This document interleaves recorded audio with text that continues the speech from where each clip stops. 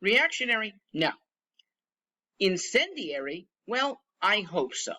This video is a response, a measured one, to the death of a Hartford police officer on duty, hit by a speeding motorist and killed. We should be reacting if reacting means doing something different, taking a different mindset from before. For many of us, it's about time. For those of us who for years have been saying the same thing, this should be incendiary, meaning turning something into a flame. A flame of anger turning into a blowtorch of effectiveness is a good thing for lessening crimes in Hartford.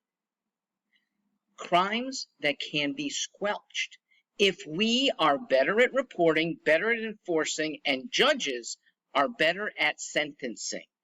Judges in Connecticut are not good at sentencing. They down sentence far too often. Youngsters get community service, which nobody is afraid of, even though there's room in prisons and many of them deserve to be imprisoned for some time, yes, even for a first offense. It might just scare them straight, but even if it doesn't, it gets them off the street for a while. That would help our citizenry immensely. In case it comes to a stage in Connecticut where there's literally no room for prisoners, we build more prisons. It is one of the best uses of public money. Defending ourselves and using government to do that is the #1 basics of Western governments. And yes, there is money. I will get you money in case any authority is trying to withhold it. Keeping predators in prison is good for everyone else and every other part of the economy. $50 million is my bare minimum demand if elected mayor. It's called fund the police, not defund, as some stupid slogan said a few years ago.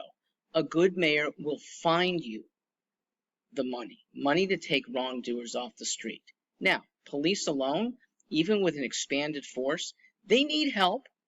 And citizens with our eyes open, our ears open, and a cell phone who will call in criminality will make a big difference. Hartford was actually the progenitor of a group, this is 170 years ago, called the Wide Awakes.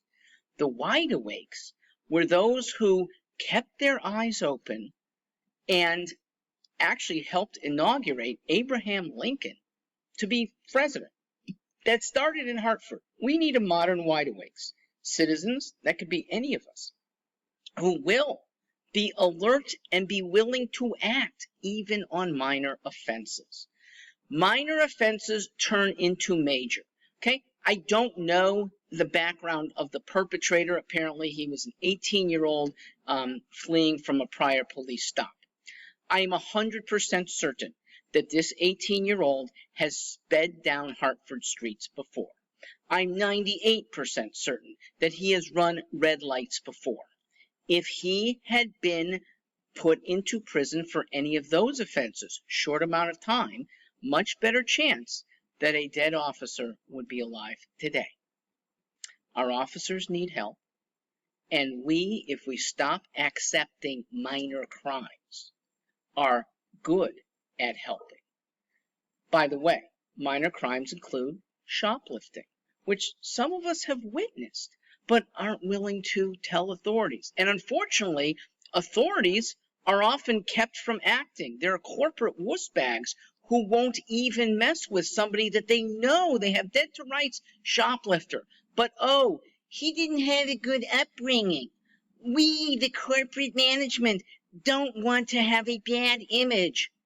A good image, folks, is a corporation that enforces decency, because the rest of us lose when we are on the other end of the indecent people, and we could end up losing our lives if those indecent people fester and become truly malevolent. we don't do enough now. Let this horrible incident maybe spur us to a much higher level of vigilance. I have another video about the wide awakes, and a much better sense of community, that we in Hartford are in this together. And together, the 99% who are good people can thwart the bad. I'm Mark Stewart. Rest in peace.